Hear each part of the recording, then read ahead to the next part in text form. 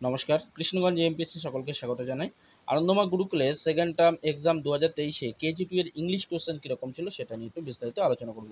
দেখো, প্রথমে বলছে write neatly, I pray to God, এটা তোমাকে বক্সের মধ্যে সুন্দর করে লিখতে হবে। তারপর দেখো বলছে আই ড্যান্স ইন জয়, এটা তোমাকে বক্সের মধ্যে লিখতে হবে। তারপর দেখো বলছে write one word each of the following letter. এই যে কে ফর কি হবে, পি ফর কি হবে, জে ফর কি হবে, কিউ ফর কি হবে, এল ফর কি হবে, একটা করে তোমাকে ওয়ার্ড লিখতে হবে। নেক্সট ঠিক আছে, দেখো বলছে write one sentence for is picture. এই যে পিকচারটা দেখো, কি দেখছো? I run. এ কি করছে দেখো? I Cry. এ কি করছে দেখো? I birth. ব্যাস এটুকু লিখলে হবে।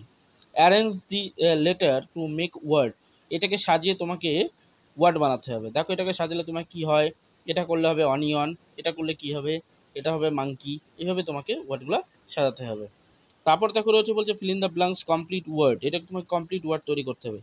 দেখো MIRROR মিরর, এটা হবে কি হবে? নার্স। এটা হবে অক্টোপাস। এটা কুইন। এটা ostrich.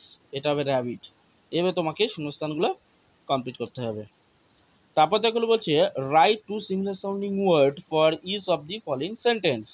Late, net, let, bet, get, tell, fell, mail.